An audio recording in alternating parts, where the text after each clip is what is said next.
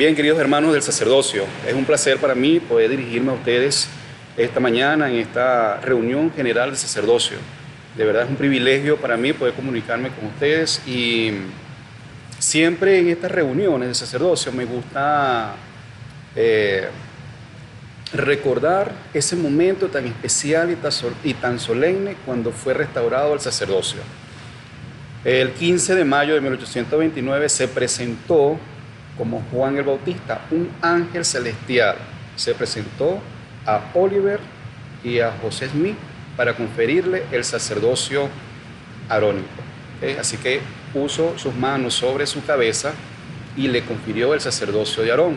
Qué solemnidad, qué majestuosidad, qué momento tan especial el que haya sido restaurado el sacerdocio arónico en ese momento, ya en preparación para lo que sería el segundo sacerdocio, cuando vino Pedro, Santiago y Juan, también seres celestiales, a restaurar a José Smith el sacerdocio de Melquisedec. Quiero leer Doctrina y Convenio 13, que es la única sesión y el único versículo que habla acerca de este acontecimiento en cuanto a lo que es la restauración del sacerdocio arónico. Dice lo siguiente: sobre vosotros, mis consiervos, en el nombre del Mesías, confiero el sacerdocio de Aarón, el cual tiene las llaves del ministerio de ángeles y del evangelio de arrepentimiento y del bautismo, con inmersión para la remisión de pecados. Y este sacerdocio nunca más será quitado de la tierra hasta que los hijos de Leví de nuevo ofrezcan al Señor un sacrificio en rectitud. Entonces, cuando dice mis consiervos, es como esa sociedad, o cuando dice coherederos, es algo así, una sociedad con el Señor mismo. En este caso era ese mensajero celestial, Juan el Bautista, el que tenía las llaves, le estaba diciendo consiervo a Oliver y a José Smith. De igual manera nosotros llegamos a ser consiervos cuando se nos confiere el sacerdocio. Pero me llama mucho la atención en esta escritura lo siguiente, que dice que tienen las llaves del ministerio de ángeles y del evangelio de arrepentimiento y del bautismo, por inmersión para la remisión de los pecados. Ahora, ¿cómo será eso del ministerio de ángeles? ¿Cómo se lleva esto a efecto? Esto lo hemos escuchado muchas veces. El sacerdocio arónico tiene las llaves del ministerio de ángeles, pero ¿cómo será eso? Sabemos que en la historia de la humanidad, diferentes ángeles, mensajeros celestiales, han venido aquí a la tierra con un fin en particular. Por ejemplo, en el caso del ángel que se le presentó a María, y le dijo que iba a estar encinta y que tendría un niño que era príncipe de paz, el gran Emmanuel, que su nombre sería Jesucristo. Esa noticia lo dio ¿quién? Un ángel. También un ángel fue quien defendió a Nefi de sus hermanos cuando le estaban dando palo ahí a Nefi y a San. Vino un ángel y les dijo, o sea, los reprendió, ¿no? Entonces los defendió. También un ángel llamado Moroni fue quien estuvo en el proceso de la restauración de la iglesia en cuanto a la salida del libro de Mormón, y fue el que ministró, el que le dio la noticia allí a José Smith en cuanto a este acontecimiento tan importante que se iba a llevar a cabo.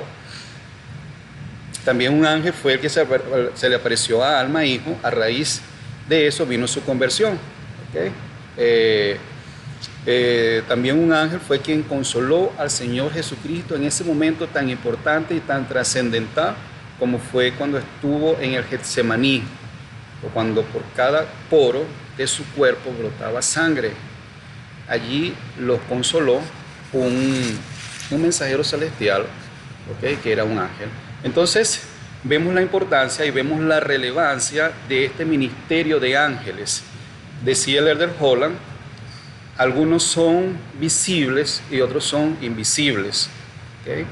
Algunos los vemos pero sentimos su protección, y otros que los tenemos allí, que le damos la mano, que ellos nos dan una palmada ahí en el hombro y que nos sostienen, que nos ayudan y que los vemos frecuentemente. Puede ser nuestra mamá, nuestro papá, un amigo, un hermano de la iglesia, un líder, un misionero. Para mí los misioneros eran mis ángeles y son mis ángeles, mi obispo, y así sucesivamente. Entonces los ángeles están para ministrarnos, para protegernos y anunciar buenas nuevas. El presidente Hinckley dijo lo siguiente en cuanto a esto. Dijo, lo cual significa, según lo interpreto, que si son dignos del sacerdocio que poseen, tendrán el derecho de recibir y de disfrutar el poder de los seres celestiales para guardarles, para protegerles y para bendecirles. Así que, queridos hermanos del sacerdocio arónico, si ustedes son dignos, ustedes van a poder disfrutar de estos seres celestiales que les van a proteger, que les van a guardar y que les van a bendecir. ¿Okay? En el mismo sentido, el tener las llaves del ministerio de ángeles les permite, según el Elder Oaks, abrir las puertas a la compañía del Espíritu Santo y al ministerio de ángeles. Voy a citar lo que dijo el Elder Oaks.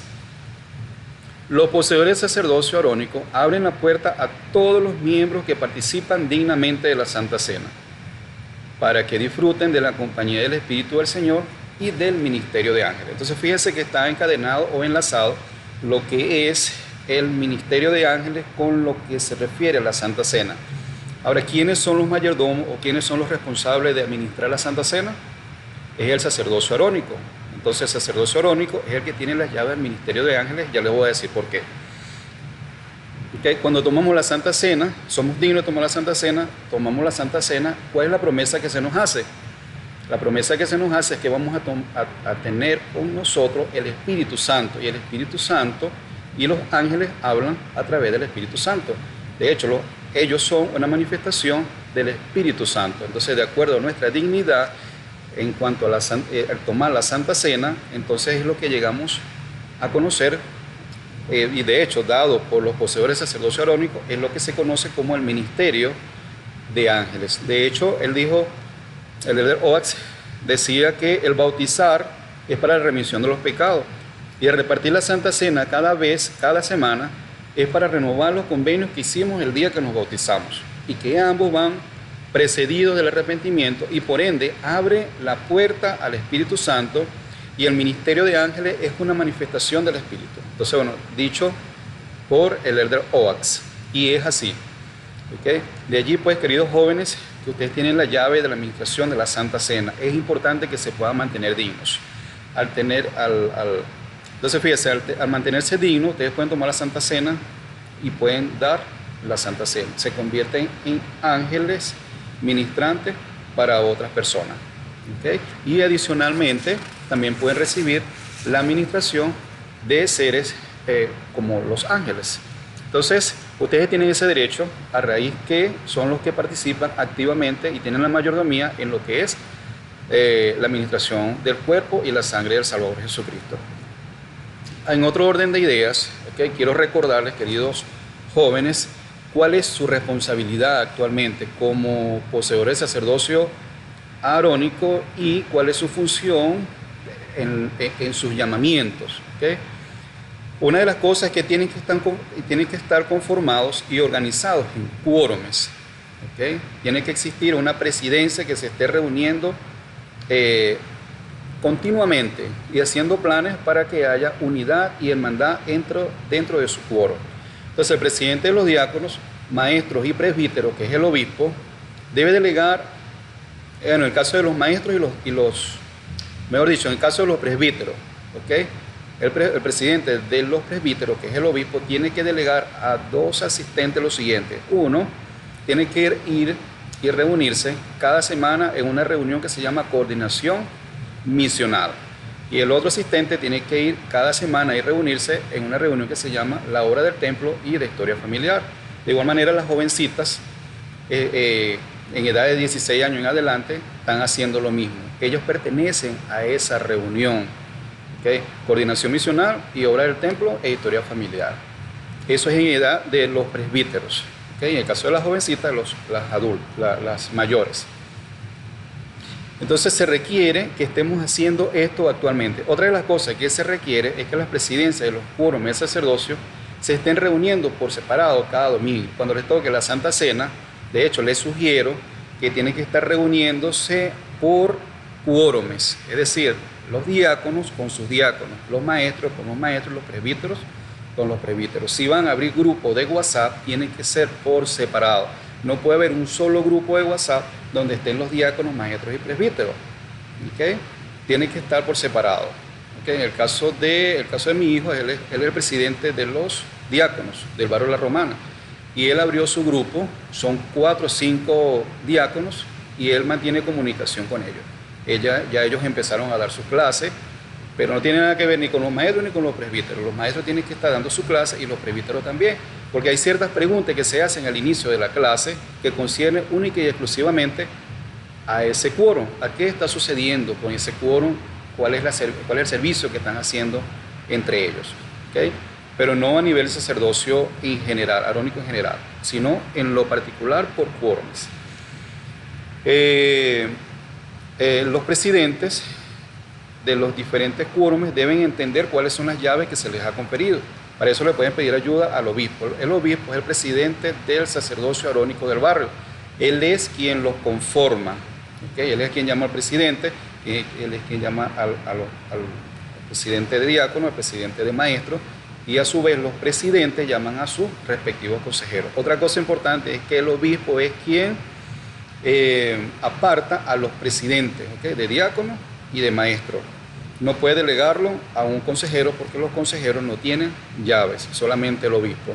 Importante que estos 3 presidentes puedan alinear sus respectivas llaves. ¿Okay? Deben tener una recomendación vigente para el templo. Y bueno, eso es lo que tenemos que estar haciendo nosotros actualmente, tanto el sacerdocio de Melquisedec y en lo particular el sacerdocio arónico. Les invito, queridos jóvenes, a escudriñar bien lo que es el lema de los hombres jóvenes. Allí aparecen muchos principios y doctrinas que les van a ayudar en su desarrollo. ¿Okay?